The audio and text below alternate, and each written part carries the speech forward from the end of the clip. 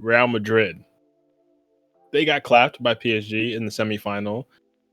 Xabi Alonso went with some lineup like Vini, Mbappe, and putting that young kid Garcia out on the right wing. He's not a right winger. He's just very much a striker. He's trying stuff out. It's not really working. Rodrygo can't get a minute in that team. He's bringing on people like Brahim Diaz and all these other players instead of Rodrygo. And really, they have a dilemma with their forward line because Vini and Mbappe want to play in the same positions. And a year ago, we said the same thing, and we thought maybe it'd work out over time. Clearly, they can't play together at the best of their abilities. When Vini can't play, bro. Vini can't play. Talk about Vini because Vini, you're on fraud watch. You're on the clock, bro. But when Vini was injured, Mbappe looked crazy. When Mbappe wasn't playing the best, Vini looked good to start last season. But together, when they're both healthy, it's not a fit. And if they want to play in the same positions, Mbappe is better. Let's just put it that way. Mbappe is better. I know Vini's the one who's been with Madrid for years. He won Champions Leagues with them. But at the end of the day, which is kind of crazy to say, like you've been with Madrid, you guys have won everything, and they bring in this guy, and all of a sudden you're the one who might get pushed out. It's kind of crazy, but at the end of the day, Mbappe is the better player in those positions. Now, Rodrygo, it looks like he's gone. Like he can't get a minute. Vini, I think even if Rodrygo's gone, I don't think that solves the problem because Mbappe and Vini still want to play in the same spots. So I have some ideas, but I just wanted to hear from you guys what you think. What do you do with this Madrid lineup, this forward line going into next year? Someone they could buy? I don't know. Like, hey man, you put Endrick in there.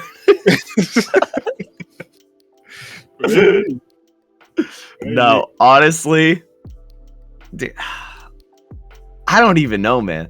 Because like last season, like on paper, the squad was crazy. Yes, there were conflicts with the positioning, but like you said, we thought it would sort itself out. And to be honest, if I'm like the Real Madrid hierarchy, I mean, Mbappe is the obvious choice. Like you said, he's got the better skill. He's got the better marketability too. People know him as one of the hopeful best players in the world. You know, he was for a bit. I think he still has to prove himself. There's been a bit of a dry spell. But it's crazy to me that, because even like comparing like Vini to Rodrygo, like Rodrygo is always that guy, I think. Vini, we had that Ballon d'Or discussion that one season. I believed in that one season, but I think just over time, Rodrygo has proved himself more as a player.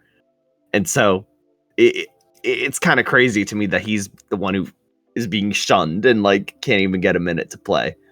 And then we're seeing Vini trying to do rainbows and then flop into the ground. Like it's just, it doesn't make sense to me. I don't know what the ideal signing would be for this, to be honest. Yeah.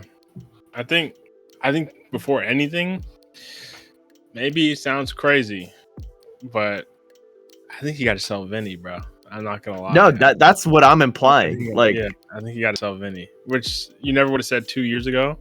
Yeah. But one, you know, he already got to deal with all the racists out in Madrid. They don't like him anyway. Why not leave, bro? Like, why not leave? I'm not trying to deal with that on a weekly basis anyway. If you're not performing, they just all of a sudden you're racist. If you're performing, you're the best black dude ever. Like, that's not worth it, bro. But I think you sell Vini, you get at least 150 million if you sell Vini. 150? At least, bro. They're trying to sell Isak for 150 million. Vini has won the Champions League. I'm not saying he's better. How many years left does he have on his contract? Do we know? I have no idea. That's a great question. Yeah, that also, it does depend on that for sure. Because, yeah. But are you checking that? Yeah. I'll let you check that. Yeah. Maybe I'm guessing, but it's tough. Current deal expires in 2 years, 2027. Okay. So it wouldn't be a crazy time to sell for a price like that. Yeah, and I think it's hard to tell what the market's really like because Mbappe went on a free. I think Mbappe would have been able to determine the price for someone like Vini, like maybe take however many million off the Mbappe price. But I think if you can sell, if Newcastle can sell Isak for 100, Verge just went for 125, and Vini. Yeah. As much as I think Vini has been a bum over the last year, he's more accomplished than all of these guys. So I think 150 wouldn't be crazy. I think especially for Madrid, they don't let dudes go in their prime that easily. I think if you get 150 mil for Vini, you push Mbappe out to the left, then you have money to play with to bring in the best striker in the world. If you guys want to go get Isak, if you want to go get, they're not going to get Haaland. Haaland, he glazes Man City, but hey man, we got Højlund though. Yeah, you got Højlund. Yeah, you want to lose everything. But yeah, if you want to go get, I don't know, they could have went for Gyökeres or someone like that. Maybe they want to go for someone more proven. I don't know, but yeah, I think they need someone with more experience. Okay, now I'm thinking the striker market. Who even is that? Osimhen. Osimhen probably would have been the guy, honestly. Like if for however million, I think because I think he's going to Galatasaray for 75. Yeah, which is not, if you sell Vini for 150, bring in Osimhen for 75, and bring in another right winger. I think at this point, if you sell, you're in the green. You're in the green. You're in the green, and I think also you don't need to sell Rodrygo if you sell Vini. I think Rodrygo's more versatile. He can play on the right. He can play on the left. He can even do a job in the middle. I think then you have a really interesting team. The tough thing is, even if you solve the front line, you should have all these midfielders who want to play, and they have so many. I can name too many to start off the top of my head.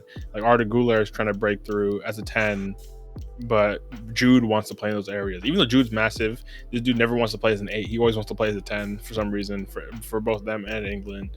You have Camavinga, Tchouaméni, Valverde, who's playing right back half the time now, which is crazy. Like just too many. Brahim Diaz, too many midfielders. And if you're gonna push Güler out to right wing, then Rodrygo's cooked. It's just tough. But I think really, I wouldn't be surprised if in a year's time we're seriously talking about a Vini sale. I think right now they're gonna want Xabi Alonso to try to figure something out. Like give him another year, give him the year to try to work something out. And maybe I think the winter window. Yeah, maybe in 6 months we're like either. I think that's where we get. I think we hear about talks then. Yeah. Okay. There's no way in hell they sell Mbappe. Talks or unlocks. No, literally talks or unlocking the best team in Europe again. There's one or the other. I think there's literally can't be some middle ground where they're kind of good, whatever. It's either they go crazy or they're absolute trash. Especially with Barca being the team they are. Yeah. And like what they've proven this past season, I think Madrid has to really lock in on what they're doing. Xavi's got to, come in strong. Exactly. Yeah. So that's one we're going to keep our eyes on because the Club World Cup was not the best showing. It's cool because we got to see them try different lineups, try different, like that Garcia kid who's starting up top for them. He looked good. He looked very interesting. I know he's young. I mean, if he's starting or he gets more minutes, what happens to Endrick? Like you said, like I thought Endrick was supposed to be the guy who's coming through, the young dude, and now this Garcia dude, the chosen one compared to Pele. Yeah, apparently he was that guy, and now this Garcia dude from the academy is coming through. So I don't know what's happening with Endrick, but that's one to keep our eyes on for the start of the season, or just the transfer window. If Rodrygo goes, what happens? But any last thoughts on that from either of you before we head up out of here? Man, that's it for me, man.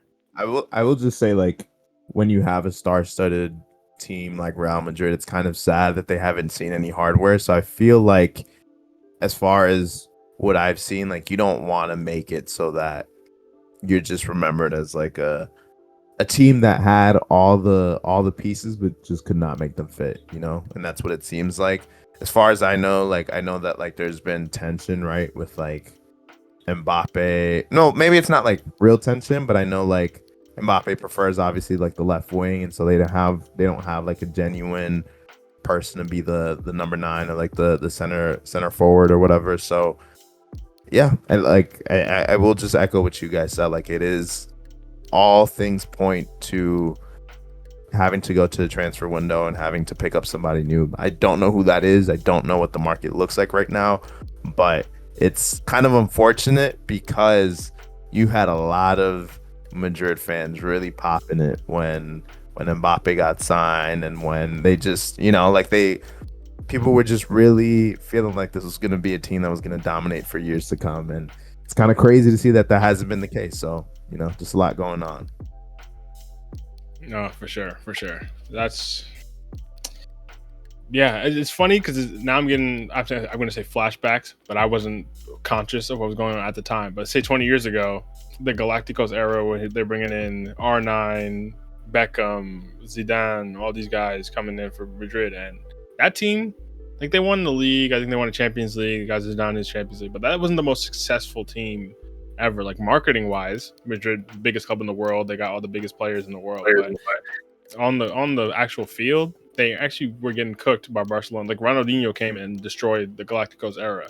So now we could be seeing history repeat itself, where now they bring in Mbappe. You got Jude. I know they won the Champions League, Jude and Vini, but Jude, Mbappe, Vini, all these big guys coming in, and it just doesn't fit. Like it doesn't work, and it's not. And then the real parallel is after the Galacticos era back then, Barca through the academy went on to bring out Iniesta, Xavi, Messi, like all these Busquets, all these great guys. And right now, 2025, the academy is bringing out Pedri. I know Pedri technically played at some other club, but Pedri, Gavi, obviously Lamine Yamal, all these dudes, Balde, all these dudes out of their academy, which is kind of an interesting parallel to that time. And Barca spanked them last year. Every time they played, they spanked them. So clearly, the big signings don't mean everything.